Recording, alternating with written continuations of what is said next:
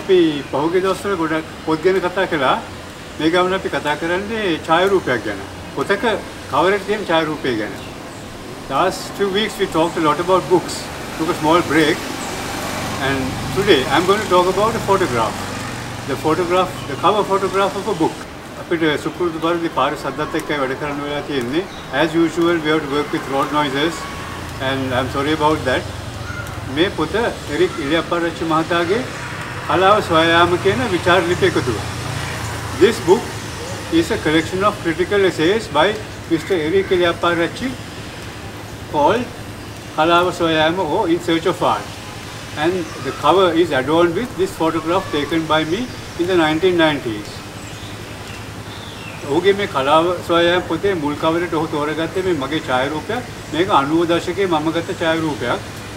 මේ ඡායාරූපයේ ඉන්නේ ජයසිරි. ජයසිරි කියන්නේ අපේ විජය පුවත්පත් කන්තෝරුවට බොහොම ළඟින් තේ කඩයක් තිබුණා.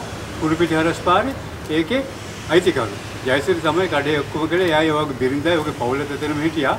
This photograph shows Jayasiri, the owner of a small cafe near our newspaper office in Hudupitiya Crossroads, Colombo 2. And we used to go and have a cup of tea there. He was there with his wife, his whole family was there. He's the owner. That උදේට ගිහලා මෙතන තේ එකක් බොනවා. මට නිතරම ජයසිරි දකින්නකොට හිතෙනවා මේ ෆොටෝ එකක් ගන්න ඕන ජයසිරි කියලා. ඉතින් මම දවසක් ඔහුගෙන් ඇහුවා ෆොටෝ එකක් ගමද කියලා. ඔහු කැමති වුණා. Now I used to go and have a cup of tea. I and some friends in the mornings, and every time I saw him, I thought I should take his photograph. So one day I asked him and he agreed. Now why did I select him for this photograph? Hey mama, ජයසිරිගේ මේ ඡායාරූපය ගත්තේ.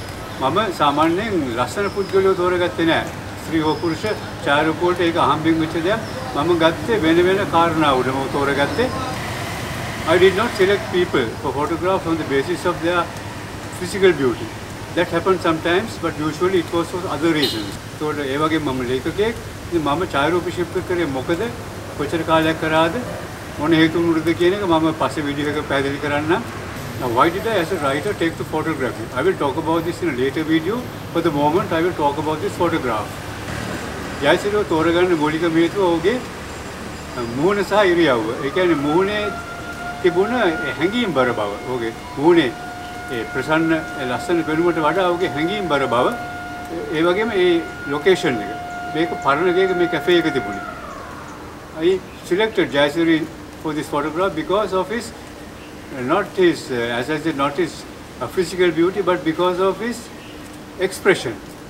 There was a fascinating mixture of sadness, nostalgia, even despair on that face. It's a face that you can't forget. ඒක ලේසියෙන් අමතක කරන්න පුළුවන් මුහුණක් නෙමෙයි.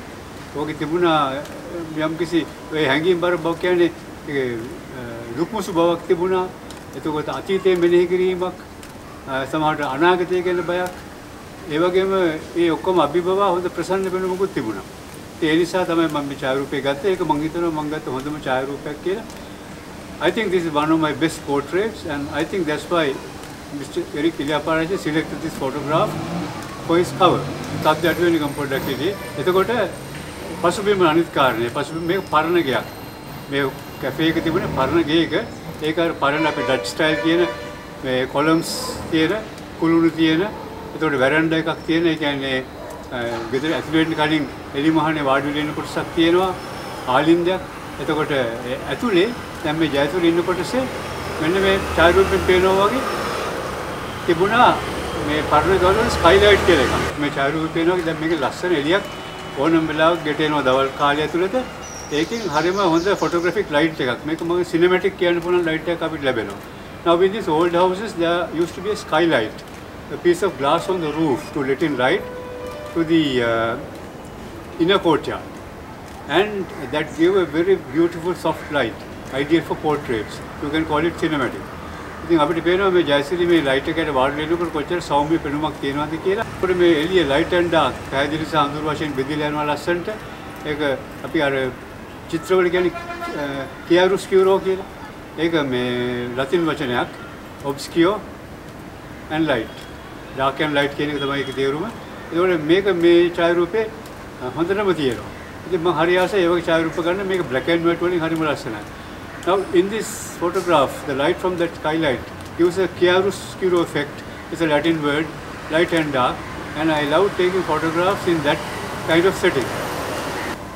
එතකොට මේක ඇතුලේ තියෙන මේ පැරණි ගෘහ භාණ්ඩ දිහා බලන්න. මේ අවුරුදු 20ක් විතර කලින් වෙනකම් මේ වගේ ගෘහ භාණ්ඩ අපිට මේ පැරණි හෝටල් වල කුඩා කඩවල කොළඹ සමහර හෝටල් වල දකින්න තිබුණා. ඒවා පිටරටින් ගෙනාවා. මේවා දැන් දකින්නේ නැහැ. Another reason is the setting, the furniture, the decor.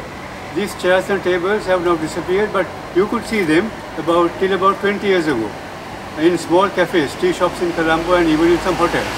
එතකොට මේ පැරණි ගෘහ භාණ්ඩත් මේ ඡායාරූපේ නිර්මාණයට ඉවහල් වෙනවා. Now you can see the Rococo furniture in this cafe. These have disappeared now. You could see them about 20 years ago, but now they are completely disappeared. Now they are antiques, unless you find them in an antique shop. මේ ඡායාරූපය අරන් කලකට පස්සේ ජයසිරි සහෝගේ පවුල මෙහෙන් ගියා. මොකද මේ ගේ ඕන්ගේ නෙමෙයි මේ කුලියට හිටියේ අයිතිකරු ආපහු ගේ ඉල්ලුවා. ඒ නිසා උන් මෙහෙන් ගිහලා ඈත ප්‍රදේශයකට ගියේ.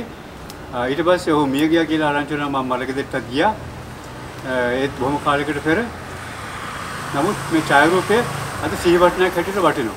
Sometime after this photo was taken, Jayasiri and his family moved out of this old house because the owner wanted it back. It was not theirs, and they moved far away. And he died soon after, and I attended the funeral. And one thing, he was not happy with this photograph. Oh, මේ පින්තූරයට පොඩ්ඩක්වත් කැමති වුණේ නැහැ. මොකද අර අපි සාමාන්‍යයෙන් ලස්සන පින්තූරයක් කියන එකේ ලක්ෂණ මේකේ නැහැ. අපි ඒකට කලාත්මක විදිහට ඡායාරූපයක් ගන්නකොට අපි වෙන විදිහකට ඒක දිහා බලන්න ඕන. ඒක ස්ටුඩියෝ ෆොටෝග්‍රාෆ් එකක් වගේ අපි ලස්සනට ඇඳලා ටයි එකක් දාලා එහෙම ගන්න ෆොටෝග්‍රාෆ් වගේ නෙමෙයි මේ. නමුත් මම හිතනවා අද ජයසිරි හිටියනම් මේ ඡායාරූපෙට ලැබෙන ප්‍රතිචාරය ගැන ප්‍රවීණ ලේඛකගේ කවරේට මේ ඡායාරූපය ගිහිල්ලා තියෙනවා ඔය සතුටු වෙයි කියලා. ඒ වගේම මේක අමරණීය සිහිවටනයක්. දැන් මීට අවුරුදු 100කට පස්සේ වුණත් මේ ඡායාරූපයෙන් ජයසිරි කවුද කියලා ඔහුගේ ඒ කියන්නේ ඔහුගේ ඩෙන්ටිටි එක විතරක් නෙමෙයි ඔහුගේ ඇතුළත ඔහුගේ අභ්‍යන්තරයේ තිබුණේ සුන්දරත්වය අපිට බලා ගන්න පුළුවන්. Jayasiri didn't like this portrait at all. He said it's the worst photograph he has ever seen because it didn't. Because that wasn't his idea of conventional beauty. You know, the studio photograph, tie, looking very solemn and all made up. And this is a natural photograph, and it's a testimony to his spirit, and it will live on. Though he is dead, it will live on long after him, and I think it's one of my best photographs. And we'll talk more about photography in the coming weeks and months. Photography, books, art, many other things. So please subscribe and keep following my channel. ඉතින් අපි ඉදිරි සතිවල තව තවත් මේ ඡායාරූප සහ පොත් ගැන කතා කරමු සහ තවත් නොකුත් කලා නිර්මාණ ගැන. ඒ බොහොම දුෂ්කරතාවයෙන් මැද තමයි මේ කරන්නේ. පේනවනේ සද්ද කරන්න දෙයක් නැහැ පාරක් අයිනේ. කරුණාකරලා subscribe කරන්න. ඒ වගේම like කරන්න, comments දාන්න. තව ඉදිරියට වීඩියෝස් ගේනවා. මේ දවස්වල දැස්සත් එක්ක ටිකක් බාධාවක් තියෙනවා. නමුත් අපි අපේ වැඩ කටයුතු කරගෙන යනවා. හරි අපි නැවත හම්බෙමු.